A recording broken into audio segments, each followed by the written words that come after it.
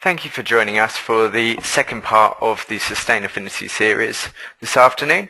Today our topic is improving the sustainability of offerings. This is the second of 5 Sustainability webinars. As ever, you can use the Sustainability hashtag to send in your questions, comments, any of your own examples from your experiences, or you can use the module at the side of your screen. So today's session will take about 50 minutes plus questions and answers. After this introduction, we will go on to hear from Fiona at Cranfield University. And then we'll have a case study from Dave Shanks at Water to Go. We'll take your questions and then we'll close after just about an hour. So I'll now hand you over to Fiona Charnley at Cranfield University. Thank you. Okay, thanks very much, Lee. I'm Fiona Charnley and I'm a lecturer at Cranfield University in Design and Innovation for Sustainability. As we know, sustainability has emerged as a major consideration for government, organisations of all sizes and progressively consumers to reduce social and environmental impacts while still contributing to economic growth. The design of products, services and systems is increasingly being called upon as the medium through which to provide innovative and radical solutions to inherently complex environmental issues. So over the next half an hour I'm going to introduce you to some of the work that we are doing at Cranfield University to address the issue of sustainable design. I'll provide you with an overview of some of the basic considerations that businesses can take to support design for sustainability within their own industries. And finally I'll tell you about how you can benefit from our fully funded business support programme. So Cranfield University has a global reputation for inspirational teaching and research, industrial scale facilities, and we also have superior links with industry and commerce. We are a wholly postgraduate university with almost 4,000 students specialising in science, technology and management, and so in this regard we are unique in the UK. We now have one of the largest manufacturing and materials departments in Europe, and the Centre for Competitive Creative Design, which is seen in this picture, is a central part of this and has recently been recognised as one of the top 20 design schools in the world by Business Week. So C4D, as the centre is more commonly known, was developed following the governmental Cox report, which called for close collaboration between industry and academia within the area of creativity. So creativity has long been recognised as a necessary ingredient for innovation and for business growth. However, it's often challenging to capture, measure and successfully implement. Therefore, the overarching aim of C4D is to develop and demonstrate strategic creativity across multiple and varied industrial sectors.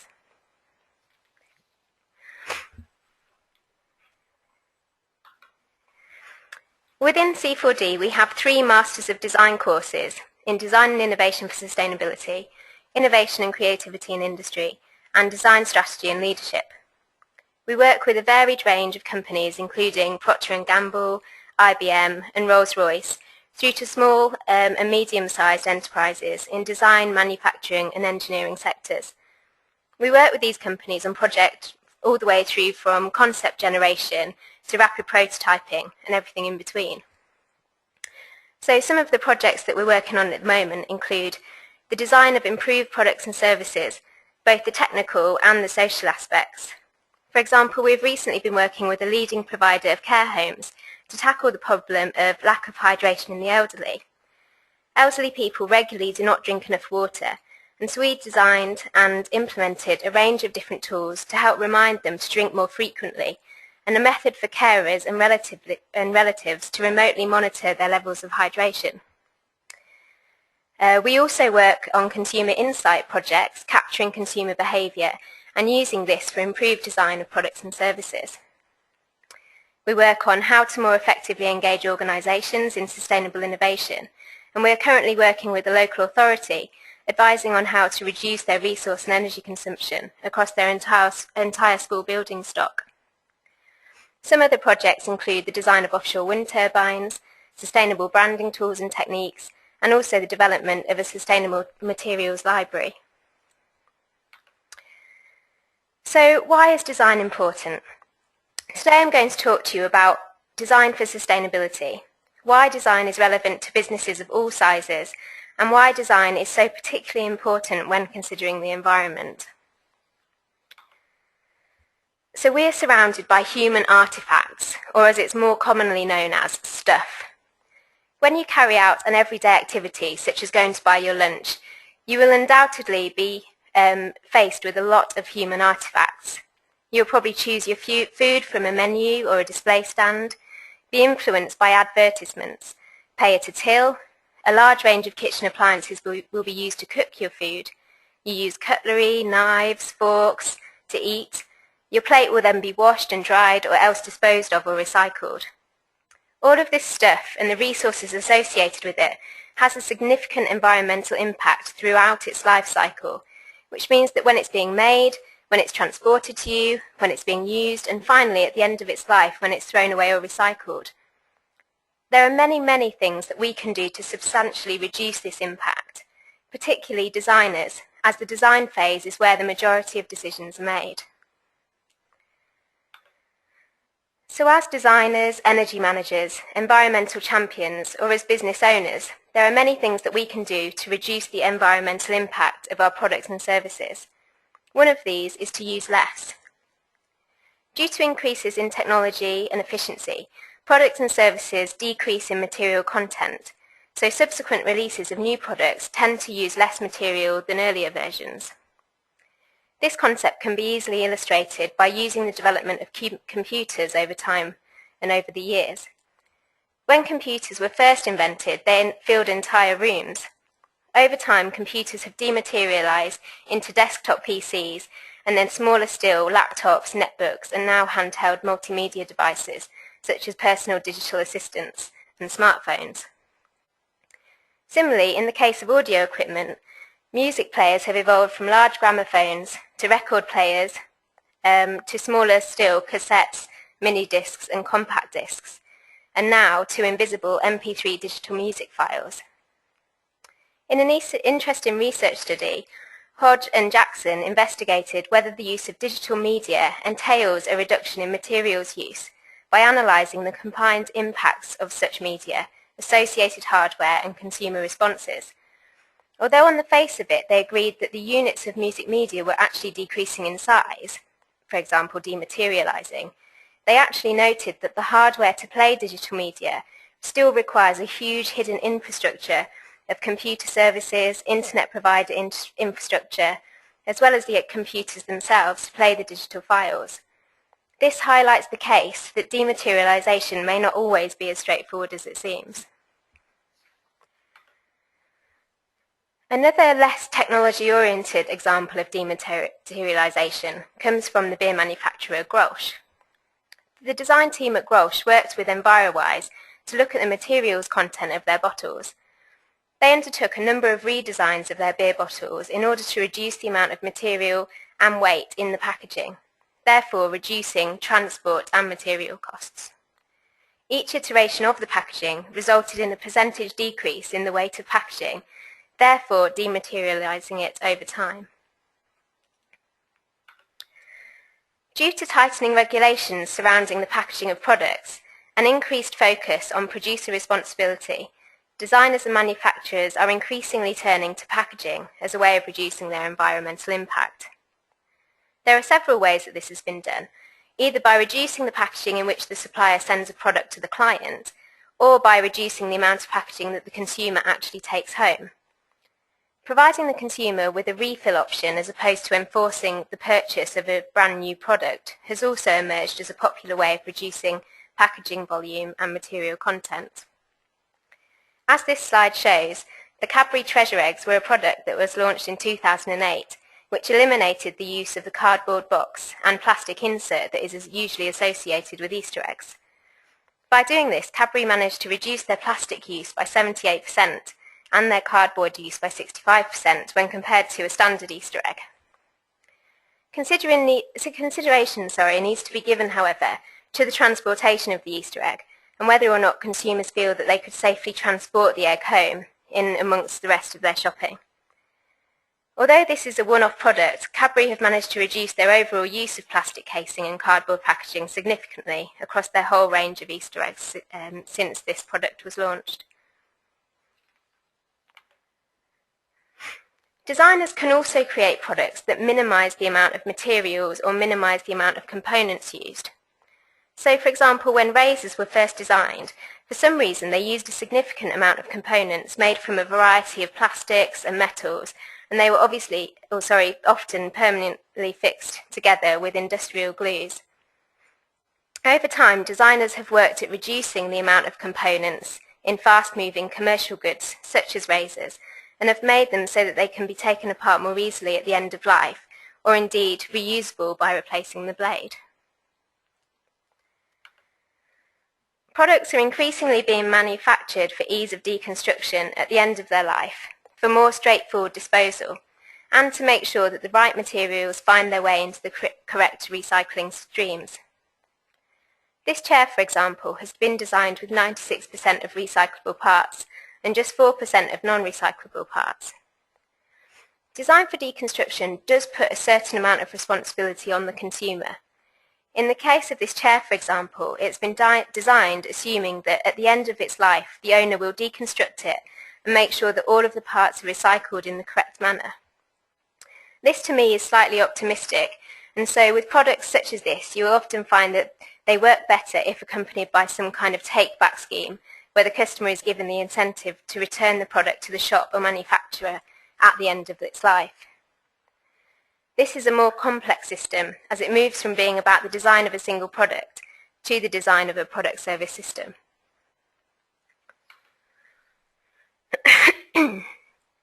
Designers have started to think about how they design for the end of life, with the consumer very much in mind. Everyday tins and pots, for example, used to be designed with a label that was very difficult to remove in a clean and easy way. Therefore, it was difficult for the product to find its way into a single recycling stream. Designers should consider how easy a simple product is to deconstruct for the purpose of recycling, otherwise the product is likely to end up in landfill. Recycling a product still requires a substantial amount of resources and energy use, and so creating a product that can be reused is a significantly better option. This wine carrier has been designed so that once it has been used to transport the wine home, the consumer can then refigure the wooden parts to create a wine rack that can be expanded upon over time. With concepts such as this, the designer has to be careful to consider the target market for the product to ensure that the product ends up being used as intended. For example, if the wrong consumer bought this product, then the intended wine rack could well end up being disposed of, which ultimately would be more environmental damaging than if the wine was bought and taken home in the usual manner using a plastic bag, for example. Organisations have started to take responsibility for the reuse of products or component parts themselves, which limits the risk of unintended use. Kodak have designed their disposable cameras to be returned by the customer and disassembled. They then make sure that all of the valuable parts in the product are reused or refurbished and then reused within new cameras, and that all of the disposable parts are recycled in the correct way. Design for sustainable behaviour is an emerging activity which aims to reduce the environmental and social impacts of products by moderating users' interaction with them. In this example, the EcoPlug encourages the user to set a timer to enforce the time limit of the use of a product, therefore encouraging the user to think more carefully about the amount of energy they're consuming. A product as simple as this can create significant savings when used in the home or, in fact, commercially. For example, vending machines are often left on all of the time, using unnecessary energy to cool packets of crisps and fizzy drinks. So a low-cost product such as this could save up to 16 hours of energy use a day. Designers are also able to create products that incentivize customers to behave in a more sustainable way. For example, the Eco Kettle on this slide looks like a regular kettle, but has a special feature that allows the user to fill the kettle to its maximum, but then allows them to boil 1 to 8 cups according to their requirements. Therefore, the user has to consider how much water and subsequent energy that they need each time they use the kettle. This is a subtle but effective way of giving the consumer feedback and choice about their consumption patterns. There is a significant difference between the intended lifespan of a product depending upon its quality and intended audience. For example, a sofa could be made using low-cost materials and manufacturing techniques because it is intended to furnish a student house, for example, and is only intended to be used for a short amount of time. However, a sofa could also be designed to last a lifetime and to even age gracefully and look better over the years. We have to be careful when thinking about technological products in the same way. For example, my grandma might be proud that she still uses the same washing machine that she bought 50 years ago, but in reality, that washing machine is probably hugely inefficient, costing her far too much in energy prices, and having a significantly higher impact on the environment than a newer model. The same can be said for cars, as we are increasingly producing more and more efficient models, but this carbon saving has to be weighed up against the environmental cost of manufacturing. Designers are increasingly creating products to use renewable energy. On this slide is an example of a solar-powered traffic light which can be found in South Africa, and also a wind-powered car that was featured on Top Gear, although I'm not sure that you will see any of these cars on the M25 anytime soon. Reducing the environmental impact of a product or service is significantly dependent on where the boundary is drawn.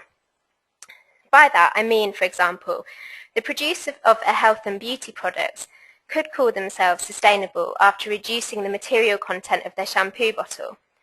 However, the packaging of shampoo is only actually responsible for 3% of the product's total carbon emissions. The hot water used by millions of users every day all around the world has a much higher impact than the bottle or the shampoo itself. And persuading a consumer to turn off the water while they wash their hair is a much more difficult and complex problem to address than reducing the weight or material content of a bottle. Problems such as this require a whole system approach to design. One way in which we can start to think about the life cycle impacts of a product is by using life cycle analysis or assessment. LCA, as it's better known, is a detailed analysis of a product's life cycle that enables designers to make informed, environmentally conscious decisions at each stage of a product's life. The analysis looks at a product's entire life, which encompasses ore extraction, material production, manufacturing, product use, end-of-life disposal, and all of the transportation that occurs in between these stages. LCA is a well-tested and evaluated method, and a large variety of tools exist through which to carry it out. Due to the significant amount of materials and stages within the life cycle of some products, organisations often have their own version, with libraries of their own materials, manufacturing processes, and suppliers. To conduct an accurate and extensive life cycle analysis, a large amount of data is required, and therefore it's questionable where a product's life cycle should end. For example, in the previous case of the shampoo bottle, should an LCA take into account the energy used to heat the water that is necessary to use the bottle of shampoo? Often when producing a product, organisations think of the product the product life cycle from inception to disposal, or also known as cradle to gate or cradle to grave. Cradle to cradle is a concept developed by William McDonough and Michael Braungart to rethink the way that we make things. When using cradle to cradle, we are encouraged to think of waste as food, and that the output of one industry, company, or even individual household could in fact be the input of another. McDonough and Braungart suggest that when designers employ the intelligence of natural systems, the effectiveness of nutrient cycling, the abundance of the sun's energy, they can create products, industrial systems, buildings, and even regional plans that allow nature and commerce to fruitfully coexist. There are a number of examples of where cradle to cradle has been successfully implemented within the industry within the book by McDonough and Braungart. Another example of where whole system design has been demonstrated by an innovative company is by River Simple. The overarching aim of the organisation River Simple is to build and operate cars for the independent driver, while systematically pursuing the elimination of environmental damage caused by personal transport. River Simple have invested in exploring the use of hydrogen-fueled cars with using the innovative technology of regenerative braking. Their first venture was with the Morgan Motor Company, through which they designed and manufactured a hydrogen-fueled sustainable sports car called the Life Car. This success has been closely followed by the production of several hydrogen-fueled city cars, both of which are pictured on this slide. River Simple have worked on the basis that we are going to get nowhere if we simply try to replace the space left over by the traditional petrol engine with a form of renewable energy. So they have started from a clean sheet design using hydrogen fuel cells as the starting point. River Simple have not only applied a whole system approach to their products, but also to the way in which they are created and delivered through a unique business model. Shown on this slide is their 7-point model, which is based on the fact that they sell mobility as a service and not as a product. They also communicate their approach throughout their supply chain, and all of the cars are manufactured in small-scale local facilities, which adds to the local economy. Additionally, all of their design and development documents are available on an open-source platform so that other designers and organisations can learn from and share their own ideas. So over the last few minutes, I've hopefully introduced you to a wide range of tools and techniques that are applicable to all product design and to companies both large and small. This has been a top-level tour, and of course there is a substantial amount of research and information available in relation to each of the topics covered. If a company comes to us requiring general knowledge on the area of sustainability and current legislation, or funding opportunities, for example, we offer link events. Whereas if an organisation has more specific needs, then we can offer support as part of a group or as an ongoing individual basis, using tools that have been specifically designed and evaluated for use with small and medium-sized businesses. We hold link events every month, often focused on a particular topic such as product design or resource efficiency, for example. These events aim to promote knowledge transfer, but also offer the opportunity for businesses to network with like-minded and local people. During the link events, we run small activities such as Brainstorming Lab, where companies have the opportunity to brainstorm specific challenges that they may be facing with experts and also some of our master's level students. These short sessions have been really successful, and the company often leaves with realistic and practical ideas that they can implement straight away. Companies with more specific needs and requirements have the opportunity at a link event to be put in touch with an appropriate expert within our partnership, or alternatively we can arrange a follow-up session which enables us to spend more time with the company. The opportunity workshops that we offer are useful to businesses that know what they want to do, they know they want to do something in relation to the environmental impact, but are not quite sure of where to start or what to address first.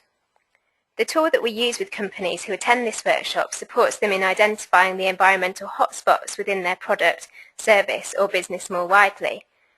We then support the business in looking more deeply at the hotspots that have been identified and help them to come up with innovative solutions to address them. Frequently, businesses come to us with very specific requirements. For example, they may want support in developing a product or help with redesigning their business energy consumption. In this case, we offer the business what we call an expert surgery. This is a pre-planned session where we will work with the company and appropriate experts on a one-to-one basis and help them with a specific challenge. Some of these sessions have already resulted in significant energy reduction, and in several cases we have helped companies to develop ideas which have now gone all the way to commercialisation. So I hope that I've been able to enlighten you into some of the ways that companies, both large and small, can reduce their environmental impact through the design of products, services and systems. Thank you, Fiona. There's some excellent examples in there to help us all with our sustainable design, whether a product or service. An example that really brings that to life for products is Water to Go, an innovative new water bottle concept, and we have Dave Shanks, director of that organisation, talking to us today. My name's Dave Shanks. I'm the Managing Director of Water to Go, based here in the UK, and we believe we have the most innovative water bottle ever developed. The challenge when we first set out was to try and develop a mechanism for getting clean filtered water, make it accessible. And in terms of accessibility, we're not only talking geography, where we need to get water to, but also at a price level which is affordable. And the route in which we followed is to make a definite stance into reducing the amount of plastic pollutions and trying to reduce the amount of natural resources which are used in the manufacturing process. What we did, we became aware that NASA, they faced the same challenges as we had, were struggling that without taking up a massive water filtration system into space, they were looking to develop something which was a filtration medium which could filter out all of the contaminants in water, a much higher specification than had ever been faced before. They challenged 6 scientists in the States and eventually came up with a filtration medium which we've now adopted. The biggest challenge has been to take that filtration mechanism and to make it into a commercial product, which has involved 18 months worth of development to basically develop simple things like taking a sheet of filtering medium and being able to manipulate that and pleat it, put it into a filter. And the exclusive we have is to take that NASA developed technology and to put it into the neck of a specially developed bottle, and thereby you can take water from almost any source, put the lid on which contains the filter, and we will deliver filtered water taking out 99.9% of all contaminants in water. After the initial development and commercialization, we then had to obviously get it to a point whereby it wasn't just our voice which was stating how fantastic this was. So we've then taken the filters across to recognized filtration and water purification labs in the States who have conducted testing to show how well the filter mechanism works. Our filter mechanism is completely different from anything else, and the technology used is completely different from anything else. And that's how we, compared to a filter you use in your house for your domestic tap water, which would filter out 60 to 70% of contaminants, things like heavy metals, lead, chlorine, or any bugs or viruses. Ours actually takes out 99.9%. And we've developed testing mechanisms and ways of measuring the results with BCS, a major lab set up in Florida, and we're currently going through exactly the same testing process here in Europe, in fact at the London School of Hygiene and Tropical Medicine. Our challenge now, having developed the product, is to establish a range architecture. Once you've got the best, we need to do a good, better, best scenario. So our standard filter would last for 200 litres or 3 months approximately. We're now developing a smaller version with slightly less pleats because the pleats give the surface area by which we are filtering the water. And that would go for more the commuter, the school lunch market, the casual gym user.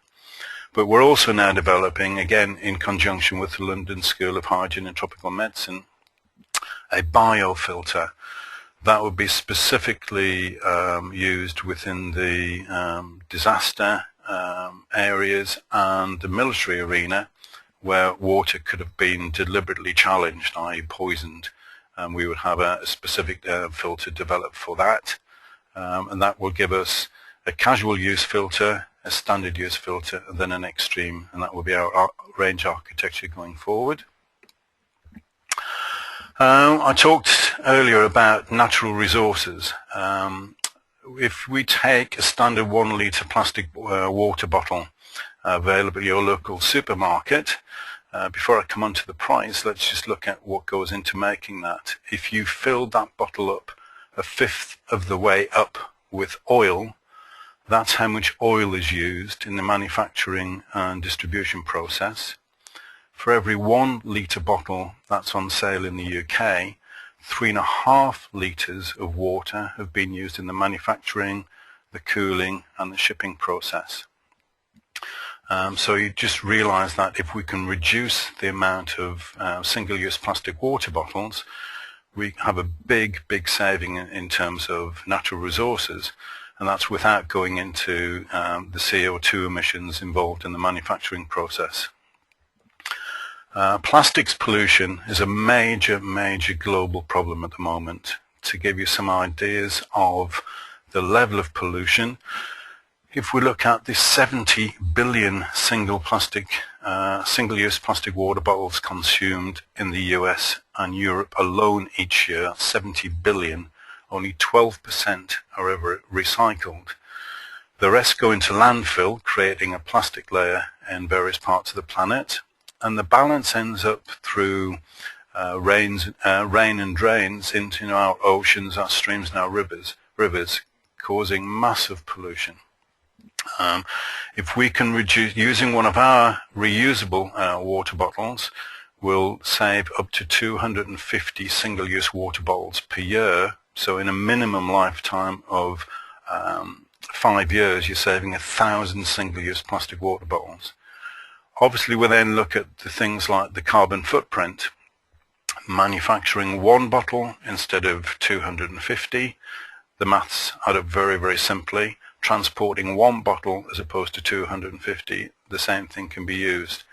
And then there's also things like the cost of our water bottle. If you can take standard tap water or rainwater or stream water, filter it, even if you include the price of the bottle and our replacement filters as they last for 3 months, if you were consuming 3 to 4 single-use plastic water bottles in a week, you'd save over £250 in a year.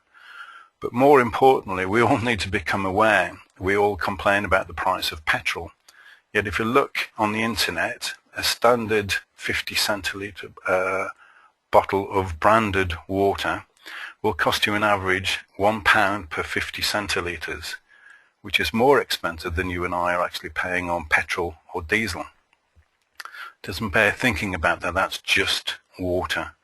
So the whole idea is that we can make, with the water-to-go bottle with the filter in the neck, we can make water accessible. You can use the filter and the water anywhere. So if you're out for the day, you don't need to carry water with you. Any stream, any puddle, rainwater will suffice. It will be massively more accessible in terms of people will not have to consider how much they're paying, and it has a massive positive benefit for the planet as well. In terms of where we are, we're still a fledgling company. What we've done is to establish constructs within the marketplace, because the opportunities with this bottle and the architecture we have are daunting as much as how many different areas we can go into. We've identified one of the markets, obviously being outdoor. The outdoor market, if you look at the top end of the marketplace, it's populated by people in the bushcraft and extreme outdoors.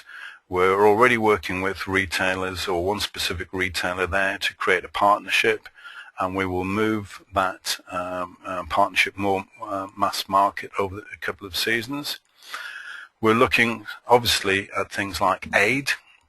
We don't see the bottle as a long-term solution to water contamination in places like India and Africa, as the filters need replacement. But we do see a very, very big opportunity to support people in times of trouble, things like short-term disaster relief, and specifically trying to get water and drinkable water into situations close to home and far afield.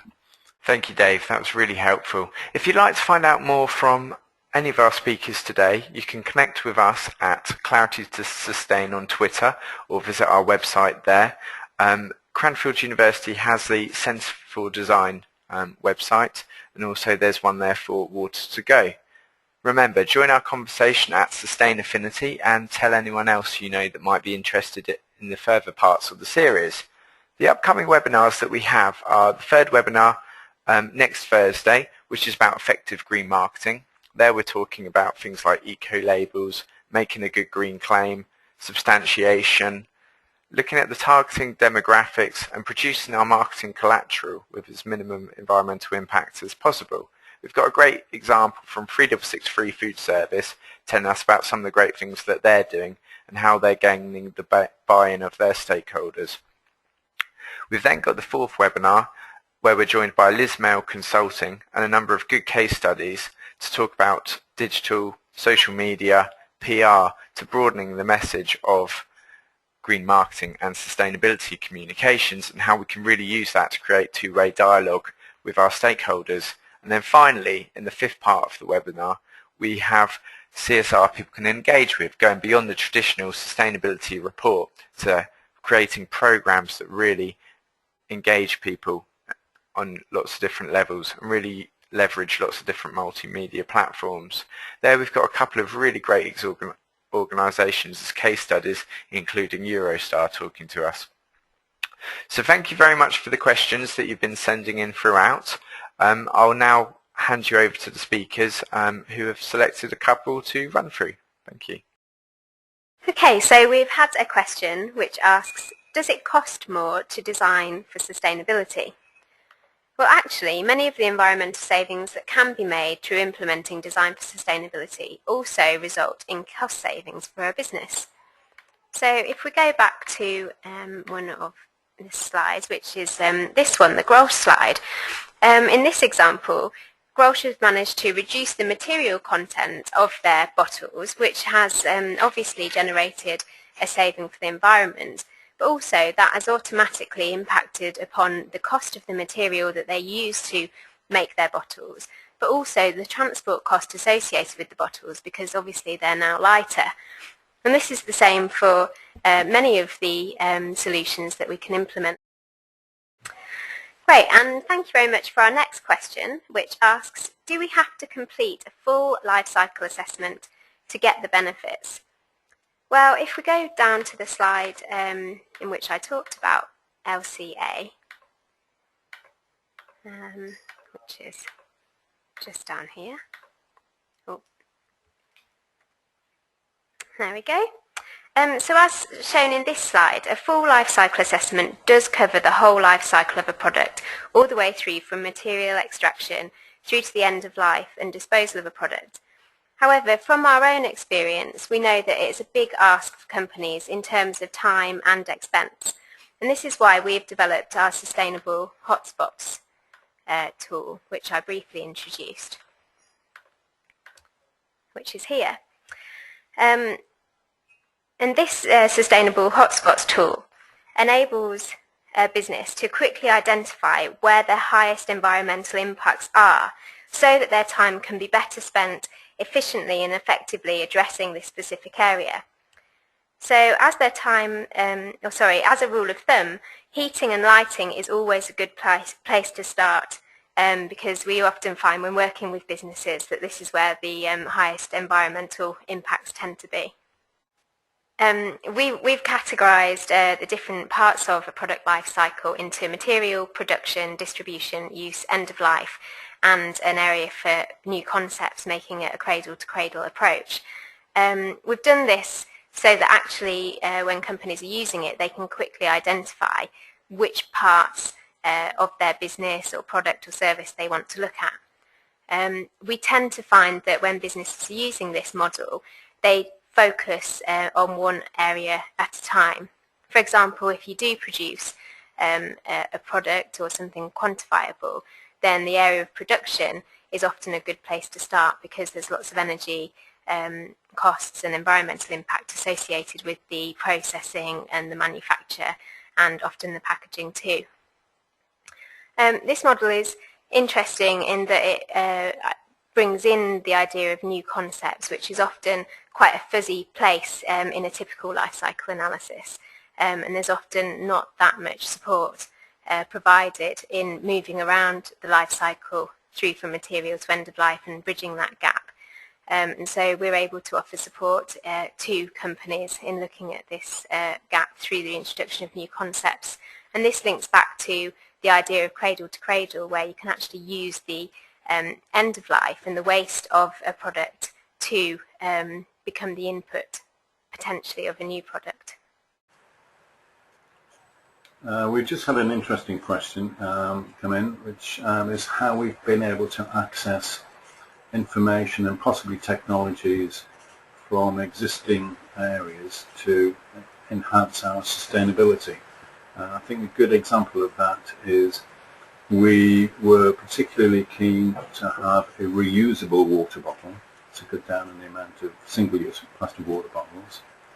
And we approached the Food and Drug Administration in America, and they've been instrumental in helping us with a new technology, plastics, specifically geared for use in with the food and beverages market, but importantly for us, products and plastics which are dishwasher proof, so we can have a long life on the product. We then took that technology, spoke to them specifically about sealants, things like O-rings, silicone O-rings, which again we've used new technology products to ensure that we have a long life and sustainable product. So thank you for our next challenging question, which asks, is it better to have a revolutionary or an evolutionary response to sustainable design challenges? This is a tricky question because obviously there are many different ways in which we can address sustainable design. When we think of evolutionary, we tend to think of the approach of biomimicry. Biomimicry has been used really successfully in many products. One typical one, for example, would be the design of jet engines and wings of an aeroplane that mimic the way in which birds fly. Not that this is a particularly sustainable example, but I think that biomimicry has been used really successfully to really influence the way that we design. Obviously, revolutionary examples of design tend to be more incremental in their approach. So businesses tend to bring out new models of cars, for example, every few years, which are incrementally better than the previous. And in terms of sustainability, this is equally as strong an approach as incrementally we get products that are more efficient and that have less waste associated with them. However, if you're asking for my personal opinion, I think that we need both responses incrementally in order to keep revolutionising design and our products. But if we're actually going to make a significant impact to our environment, if we're going to actually make a significant impact to reducing the impacts that we're making on the environment, then we definitely need an evolutionary step change in our approaches. Thank you for joining us today for the Sustain Affinity series. We look forward to hopefully seeing you next week, next Thursday, 4 p.m. Thank you. Have a good week.